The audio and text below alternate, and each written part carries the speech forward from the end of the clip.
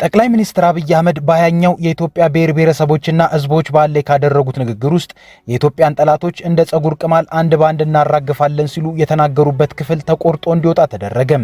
መንግስት በነዳጅ ምርቶች ላይ በዚህ ወር ይተገበራል የተባለውን የቫትና ኤክሳይዝ ታክስን በማዘግየት በነዳጅ ዋጋ ላይ ጭማሪን አደረገ።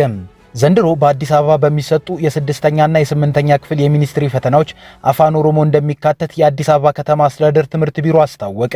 በኦሮሚያ ክልል የተለያዩ ከተሞች የወጣቶች አፈሳ ተጧጡፏል። ጤና ይስጥልን፣ ኢትዮ ፍሮንቶች ነን። አብራችሁን ስትቆዩ እነዚህን መረጃዎች ትሰማላችሁ። እስከዛም ቻናላችንን ሰብስክራይብ፣ ላይክ እና ሼር እያደረጋችሁ አብራችሁን ቆዩ። ጠቅላይ ሚኒስትር አብይ አህመድ በ20ኛው የኢትዮጵያ ብሔር ብሔረሰቦችና ሕዝቦች በዓል ላይ ካደረጉት ንግግር ውስጥ የኢትዮጵያን ጠላቶች እንደ ጸጉር ቅማል አንድ ባንድ እናራግፋለን ሲሉ የተናገሩበት ክፍል ተቆርጦ እንዲወጣ ተደረገ። ጠቅላይ ሚኒስትር አብይ አህመድ በበዓሉ ላይ የኢትዮጵያ ጠላቶች ያሏቸውን ለመግለጽ ሲሉ የተጠቀሙበት ስያሜም ከፍተኛ መነጋገሪያ ሆኖ ነበር። ጠቅላይ ሚኒስትሩ ጠላት ሲሉት ለፈረጁት አካል የሰጡት ስያሜም ከፊት ጦርነት ሊኖር እንደሚችልና በዚህ ጦርነት ላይ ሊወሰድ በሚችል እርምጃ ላይ ጠላት ተብሎ በተሰየመ አካል በኩል ላሉ ሰዎች ምንም አይነት ርህራሄ እንዳይኖር እንደተደረገ ንግግር ተደርጎም ተወስዷል። እኛም ለማስታወስ ያክል ያስቀረነውን ተንቀሳቃሽ ምስል እናሳያችሁ። የኢትዮጵያን ጠላቶች እንደ ጸጉር ቅማል አንድ ባንድ እናራግፋለን። ሆኖም ይህ የጠቅላይ ሚኒስትሩ የንግግር ክፍል ከራሳቸው ቢሮ የዩቲዩብ ገጽ ላይም ከንግግሩ መካከል ተቆርጦ ወጥቷል። ከጠቅላይ ሚኒስትሩ የዩቲዩብ ገጽ ላይ ብቻም ሳይሆን ከነፋና ቴሌቪዥን የዩቲዩብ ገጽ ላይም አብይ አህመድ ጠላቶቻችንን እንደ ጸጉር ቅማል አንድ ባንድ እናራግፋለን ያሉበት ቦታ ተቆርጦ ወጥቷል። የጠቅላይ ሚኒስትሩ ይህ ንግግር ከፍተኛ ውግዘት የደረሰበት ቢሆንም ለምን ተቆርጦ እንዲወጣ እንደተደረገ ግን የታወቀ ነገር የለም። ሆኖም ይህ ንግግር አካላቸው የሆነን አካል ለማጥፋት እንደተደረገ ዝግጅት ይወሰዱት አሉ። ጠቅላይ ሚኒስትር አብይ አህመድ ጠላቶቻችንን እንደ ጸጉር ቅማል አንድ ባንድ እናራግፋለን ማለታቸውን ተከትሎም የኤርትራ መንግስት ምላሽን ሰጥቷል። አብይ አህመድ በዚሁ ንግግራቸው የጠሩት ቡድንም ሆነ ሀገር ባይኖርም የኤርትራ መንግስት በማስታወቂያ ሚኒስትሩ የማነ ገብረ መስቀል በኩል ምላሽን ሰጥቷል። የማነ ገብረ መስቀል በኤክስ ገጻቸው በግድግዳው ላይ የተጻፈው ነገር በግልጽ መልኩ ይታያል፣ ይህ ተቀባይነት የሌለው ተገቢ ያልሆነ ንግግርም ነው ሲሉ ጽፈዋል። መንግስት በነዳጅ ምርቶች ላይ በዚህ ወር ይተገበራል የተባለውን የቫትና ኤክሳይዝ ታክስን በማዘግየት በነዳጅ ዋጋ ላይ ጭማሪን አደረገ። ከንግድና ቀጠናዊ ትስስር ሚኒስቴር የተገኘ መረጃ እንደሚያሳየው ከዛሬ ቀን 6 ሰዓት ጀምሮ 3 አይነት የነዳጅ ምርቶች ላይ የዋጋ ጭማሪው ተግባራዊ ሆኗል። በዚህም ናፍጣ እስከዛሬ ይሸጥበት ከነበረው 121 ብር በመጨመር 129 ብር ከ12 ሳንቲም፣ ቤንዚንም እንዲሁ ከ122 ብር ወደ 129 ብር ከ12 ሳንቲም ከፍ ብሎ እንዲሸጥ ተወስኗል። ከባለፈው ሳምንት አንስቶ የነዳጅ ዋጋ ላይ መንግስት ቫትና ኤክሳይዝ ታክስን በጥቅሉ 30 በመቶ ጭማሪ ያደርጋል በሚል በመላ ሀገሪቱ የነዳጅ እጥረት ተከስቶ በርካታ የነዳጅ ማደያዎች በመኪናዎች ወረፋ ተጨናንቀው ነበር። መንግስትም የነዳጅ ምርቶች ላይ በታህሳስ ወር የተጨማሪ እሴት ታክስና ኤክሳይዝ ታክስን በጥቅሉ 30 በመቶ ተግባራዊ ያደርጋል ማለቱ የሚታወስ ነው። ሆኖም ዛሬ ታህሳስ 1 ቀን 2018 ዓ.ም የነዳጅ ዋጋን በመጨመር ብቻ አልፎታል። መንግስት እንዳለው የነዳጅ ምርቶች ላይ ቫትና ኤክሳይዝ ታክስን ቢጥል የ1 ሊትር ቤንዚን ዋጋ 160 ብር ይገባ ነበር። ለዚህም ይመስላል ከታህሳስ ወር 2018 ዓ.ም ጀምሮ በነዳጅ ምርቶች ላይ የሚተገበር የ30 በመቶ ግብር እንደማይኖር የነዳጅና ኢነርጂ ባለስልጣን ማስታወቁ። የነዳጅና ኢነርጂ ባለስልጣኑ በታህሳስ ወር 30 በመቶ ይጨምራል ተብሎ የተሰራጨውን ወሬ ሐሰት ነው አላውቀውም ነው ያለው። የባለስልጣኑ ዋና ዳይሬክተር ደስታው መኳንንት ከታህሳስ ወር 2018 ዓ.ም ጀምሮ በነዳጅ ምርቶች ላይ የ30 በመቶ ግብር ይጣላል የሚል መረጃ በማህበራዊ ሚዲያ ላይ ሲዘዋወር መቆየቱን፣ ነገር ግን ይህ መረጃ ሐሰተኛ መሆኑን ለሪፖርተር ገልጸዋል።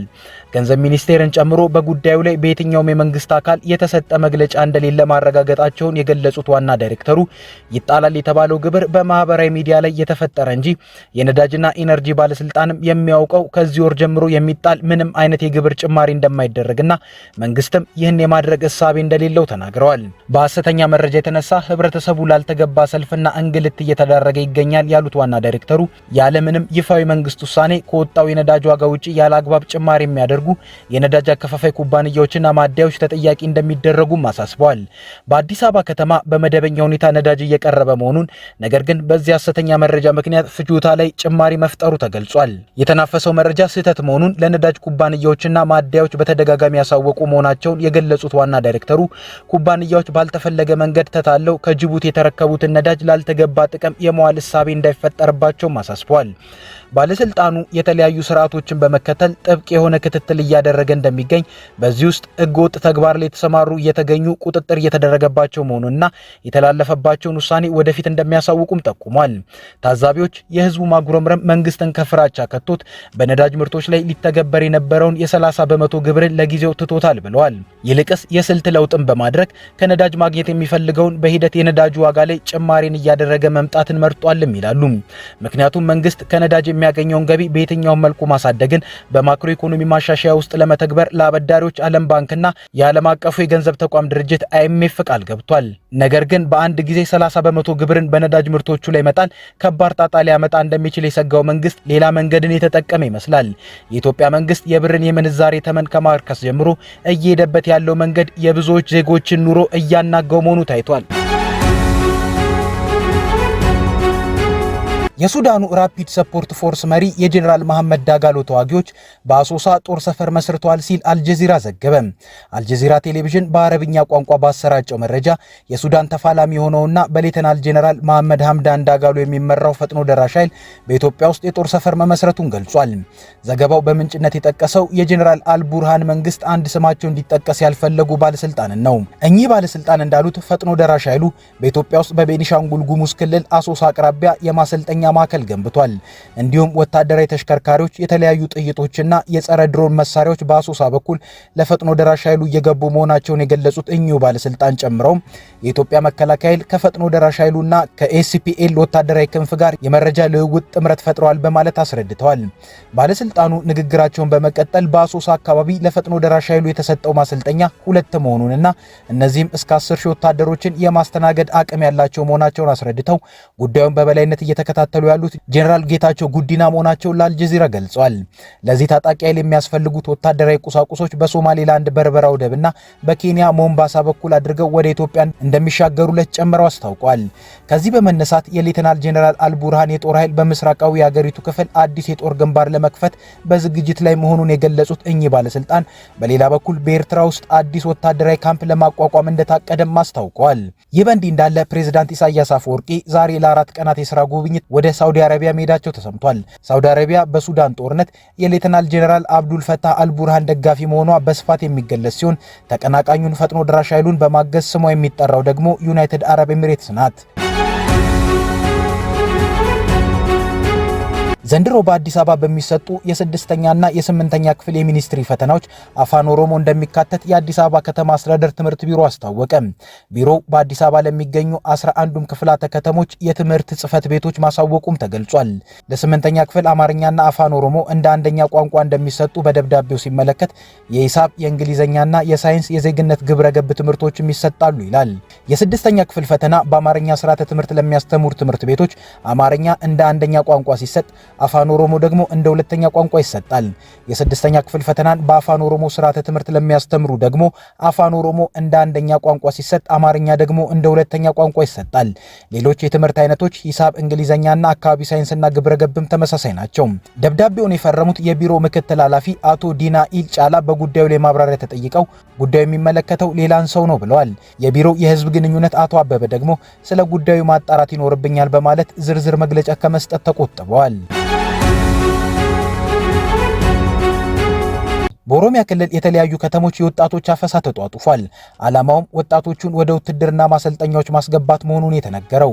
አዳማና አርሲ አፈሳው ተበራክቶባቸዋል ከተባሉ ከተሞች መካከል ናቸው። በዚህም አብዛኛው ነዋሪ ለጭንቅ መዳረጉን የተሰማው አንድ የዓይን እማኝ እንደተናገሩት አሁን ያለው ሁኔታ ማንም ወጣት ከቤቱ ወጥቶ ስለመመለሱ እርግጠኛ የሚኮንበት አይደለም። ለአብነትም አንድ ወጣት ከወላጅ እናቱ ጋር በመንገድ ስለተገኘ ብቻ በመንግስት ሰዎች ከእናቱ ተነጥሎ ሲወሰድ መመልከታቸውን የገለጹት የክልሉ መንግስት ወጣቶችን እያፈሰ ያለው ለውትድርና አገልግሎት ለመመልመል እንደሆነ ተነግሯል። በዚህም ወጣቶች ለስራና ለትምህርት በወጡበት ባልታሰበ ሁኔታ ወደማያውቁት ቦታ እየተወሰዱ ነው።